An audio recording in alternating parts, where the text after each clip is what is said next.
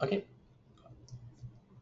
So first off, you'll see a different face. So we had a little emergency by my colleague Benoit Chevalier. My name is Eric Moran. I work here at Questel. I lead the subject matter expert team. I have a very small part to introduce, but of course, we're going to leave it to the more important people on the call now with Andres and Tony. You guys can give your introductions. Thanks. So I'm Tony Afram. I'm one of the founders of ipQuants, and we'll get into the details later on and have more time to introduce myself. But Andres, if you want to say something quickly, and then we can get started. Sure. My name is Andres Buser. I'm a patent attorney working at Roche at the Basel site, and I'm leading some of our LLM efforts. So later I will have a Q&A session with Tony. So handing back to you, Tony. Thank you. Okay. So this. Yep, and I'll give just a quick intro here. So of course, obviously we're very excited. You'll see Tony being in charge of Qthena. Obviously, Questel has put a lot of efforts into AI and these tools around prep and prosecution. So of course, this is a new product line for us. Tony's kind of spearheading it, and we're super excited to show you some of these kind of co-pilot tools, these auto drafting tools, workflow automation, and more. So Questel, of course, very excited, and you guys hopefully will learn a lot today. And Tony, I'll send it back to you. Thank you very much. Okay, thanks a lot for that, Eric. So let's start. So I'm going to start the session by explaining a little bit why we developed and what the value add is of Qthena, as we call the Copilot solution. And after that, we jump into a Q&A session with Andres and myself. So if you just allow me a little bit to introduce you to the topic, why we believe this is needed. So, you know, everybody kind of started with, and some people still today have a lot of paper files still in their offices, right? So some of you have all of these rows of books and files. And a lot of people thought like, well, we just need to use some Adobe, some digital tool, and that will solve all of our pain points, and we can work digitally and remotely very easily. But then a new problem occurred, and what you see on the screen right now is probably what a lot of you experience every day. You have all of these different, you know, Adobe tabs or whatever tool you use. So it actually didn't really solve the problem just switching to going digital. So that's still a very big challenge, because while you're all entangled in these tabs and these windows, you don't really have the time to do the real value add work, you know, get some more insights, be a bit more efficient. And of course, once you open up all of these windows, you have to reopen them next time you come. So this is the part of the problem we're trying to solve with Qthena. And to analyze a little bit more in depth, why does this, you know, pose such a huge problem? And the real problem here is when you analyze the workflows you're dealing with, you have multiple different tools that you use every day. So you're actually jumping from an Adobe PDF viewer, and you think you're going to just stay there and review the Office action. But that alone is not enough. You might need to OCR. Now, of course, everybody wants a generative AI tool. So all of these boxes you see on the screen now, basically, you know, you have isolated and siloed all of the tools, and you're jumping around between these different tools. I like to call it, you become professional tool jumper. You go from OCRing to Gen AI, translation, you need to collaborate. So we thought in order to really solve this, we just need to have all of the relevant tools just basically available in the tool. So under the hood, so to speak. So that's what we have done with Qthena. We provide all of the tool, data, and information in one single user interface, if you like to use that term. And this enables like a lot of use cases, because now we allow you to just focus on the task. So we're not going to have time to go through all of the use cases we enable through the Qthena solution, but you can think of that we are trying to enable all of your workflows from one single user interface. So one is to review documents more efficiently, share and collaborate. Of course, we're going to see some examples to use generative AI to analyze prior art documents, find what discriminates it from your application, and so on. We're not going to have time to go into everything, as I said, but we're going to touch on the key points. So let me just high level introduce you to some of the use cases, and then we're going to jump into a more interactive discussion with Andres. So first and foremost, Qthena brings all of the information you need into one single interface. So all of the documents, insights are just there. And because we also have built a purpose-built digital cockpit, some of the documents are already open. So it really takes it to the next level. It's not just, oh, you have a folder where everything is. No, when you enter the tool, you can already see the Office action open as you see on the screen right now. And on the left-hand side, you see some of the stats. I'm going to go later into that. So even pre-preparation steps that are usually not done by you as a patent professional, might be your IT team that does it. If you're a large organization, like OCRing documents is a big pain point.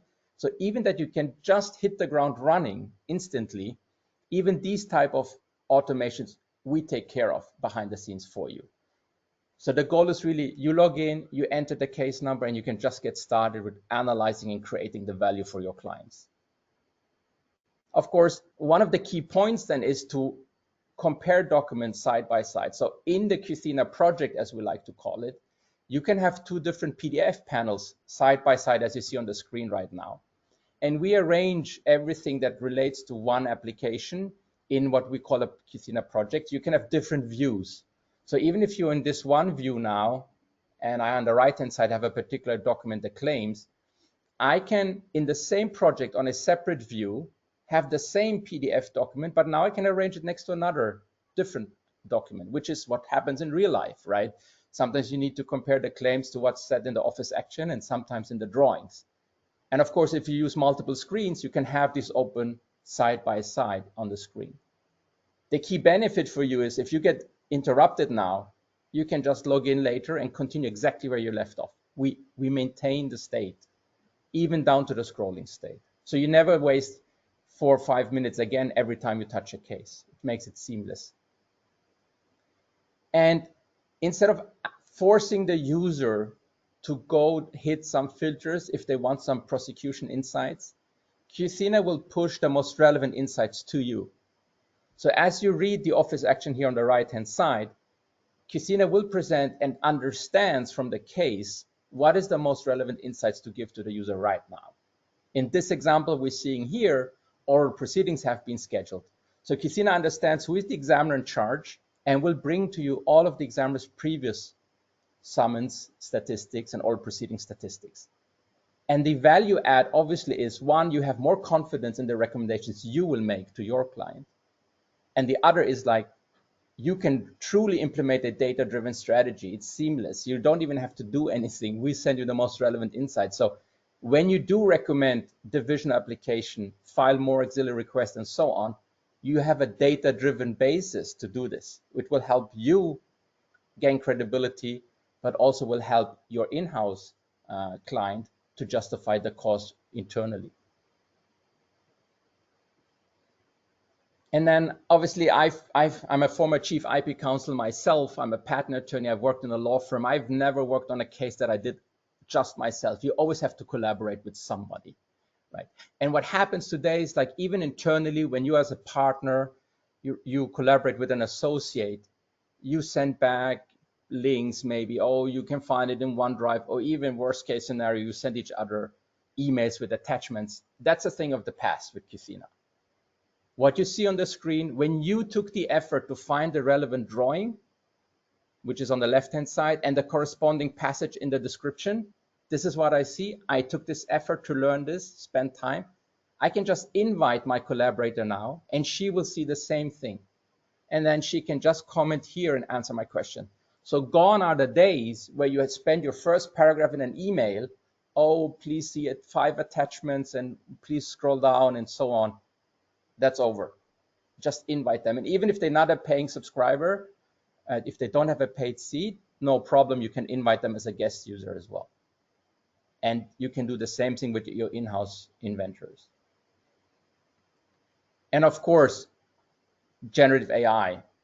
We integrate the most powerful generative AI models out there today. Currently, this is GPT-4 Omni. We have a secure confidential API access. But we're agnostic. So if tomorrow there's a better, more powerful LLM, we will use that one. But what we do the prompt engineering for you so that when you do come, for example, you look at the drawing and you see a reference sign and it's, easy to verify. You want to ask, okay, what does the reference sign 323 mean? You can simply even drop a screenshot of the drawing, ask the question, and then Qthena is taught to structure its response as a patent professional. So that is what we do for you behind the scenes in the prompt engineering. Okay, so that was like the key use cases probably that you need to be aware of. There is more. We don't have time for all of that. So with that, I would now like to bring Andres into the webinar and thank him again for taking the time today, Andres. We really appreciate it that you take your time and share your insights. And before we really jump into a couple of use cases and start the discussion how AI can support patent prosecution workflows, maybe you introduce yourself briefly and share your view on how LLM-powered workflows can support you, in your daily work. Sure. As mentioned, I'm a patent attorney working at Roche, so mainly on biochemistry cases. I'm a biochemist by training, so you see a little bit the field I'm working in. In addition to just my patent attorney role, I lead some of our efforts to integrate LLMs into our work. So we are currently looking to many aspects how LLMs can help reduce attorney hours or lead to improved quality outputs. So these efforts include like document analysis, like case law or contracts. It includes patent searching, patent drafting, and prosecution. Great, super, thanks. Yeah, there's a lot, room for future webinars, I can tell, and thanks, for collaborating on some of these other efforts with us here as well at ipQuants. So, if we maybe go over into more focus on the patent prosecution side of things, so what would you say are for you the main challenges you face when you want to review an office action? I mean, for prosecution, I would say the main challenge that I face is to include or to manage retrieving all the required documents quickly and comprehensively. Frequently, as you stressed, these documents are not in a consolidated format, or it might not be OCR'd. So this leads to inefficiencies, and this makes it difficult to manage IP workflows efficiently, not to speak of using LLM to come to faster results. Yeah, and I think what we're trying to show on this slide right now is that when you come into an EP project here, Qthena has already provided all of the relevant documents. Even when it can, renames them to D1, D2, D3, so the paralegal saves that time. And now, how do you see that Qthena can address these challenges that you just described a little bit from your point of view? One aspect is that all the documents are already very well structured in a nice case file. One challenge that we have in our field is non-patent literature. So a lot of non-patent literature is cited against us. This is a challenge, but in Qthena, you can upload pretty easily the non-patent literature that you're requiring for a case, and then also automatically OCR this. So this is nice. So the aim is really to stay, as you have said, in one system and to be able to do all the steps that you want to do to respond to an office action in this one system. And I believe this is actually what Qthena can offer. Yeah, thanks. I mean, we really tried hard here to, being professionals ourselves, but also collaborating, with you and other team members at Roche and our other users, is when you come into the tool, as you said, you can upload easily. You have a very, intuitive way to selecting the relevant documents. I'm showing this on the screen right now. We make sure that the human is in the loop and controls what happens. So we ask for the human to have input. So everything that is generated by Qthena is controlled by the human, but also, triggering an OCR process and the like. You can everything can happen from one single user interface. You don't have to leave it again. So it's good to hear that you see these advantages and make use of them in your daily work. So I always like to say that now with Qthena, everybody can start from a first grade draft, right? Everything, of course, has to be verified. But from your experience using Qthena now for some time, how do you think does the chat functionality we have differ from standard GPT or other AI tools that you have experienced? So if it comes to the LLM functionality, obviously nowadays everybody includes the LLM function into their tools. Sometimes this works pretty good, sometimes not. In Qthena, one can feel that you optimized it for the patent domain. So the interaction with patent literature is efficient.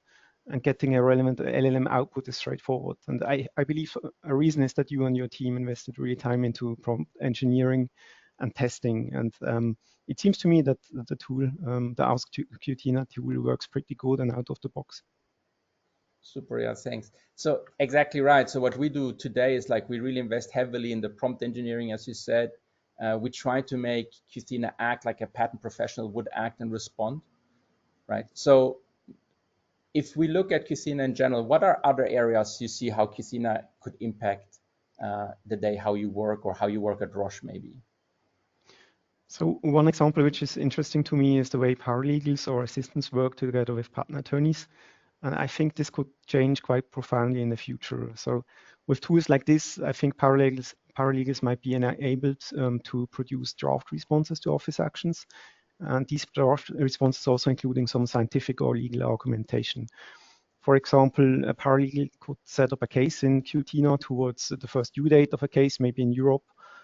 So the case would be opened, you add the non-patent literature, and you will use a couple of LLM workflows to generate draft responses, maybe to address novelty and inventive step objections. And then you hand over the case to a patent attorney who can then right away start working on the case with all the documents available and already having some draft responses to review and work on that. And I think this can already now be done pretty easily in Qthena. Great, thanks. Yeah, so you nicely brought everything together that we kind of showed earlier, right? So Qthena is more than just a generative AI functionality. It brings all of the tools, it brings all of the information and the data. So you could create, as you said, a playbook where the paralegal, so upskilling is really happening with these tools, right? So it also makes the paralegal's job more interesting. He can then just, write the first prompts. The tool allows that in the same tool then just to transfer the project to somebody, a patent attorney, she can then take over from the paralegal and so on. So that's good to hear that you're exploring those use cases because, we've always been able to say for a while now that, that's really something you can do now in these days with our solution. So it's good to hear you considering that. And one other thing I think you've seen over the time we've collaborated, like we like to be super transparent what works and what doesn't work with generative AI at this moment. So there's some inherent limitations, to these large language models. And we always like to emphasize this. So that's why we think having Qthena, everything side by side makes the verification process super easy. And it's very important to be able to do that. So maybe if you can say something about that from your point of view, please. I think it's a big topic. You always have to validate the output of LLMs, even if the output looks always very nice, but you have to do the verification. So what is the basis for its analysis and conclusion? I think it's just an advantage if you have all the documents readily available in the tool. So you can really jump to the relevant passages. You can read it yourself. You can come to your own conclusions and verify the content that was generated. So if you have to jump between systems, this is clearly then a disadvantage, and you will lose the efficiency gain that you might have with such systems. If you can stay on the platform and do it integrated in the platform, this is an advantage. Great, thanks. So yeah, I mean, what we see here on the screen, for example, is I have the original document here, a PDF. I asked the system to explain to me differences, and as Qthena responds in a structured manner, it's very easy to switch back and forth and kind of verify the output, which is essential. And I think we provide all of the tools doing that. So thanks, Andres. This concludes our Q&A session. If I just try to sum up some of what Qthena does and what you would need to do if you don't use Qthena. So I usually like to use this summary slide. So really, it's more than just about one little tool. So we analyze workflows. And when you analyze a workflow, you will realize what the real pain points are. And then we just make sure Qthena has all of the tools necessary to solve this workflow. And as you saw from Eric's initial slide, this is just one of the things we're discussing in this webinar, but there are other things Qthena will enable you to do.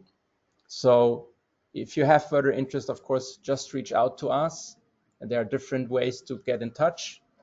You can follow all of these channels. The presentation will be shared with you and a video recording as well. And I will pause it here. This concludes the webinar.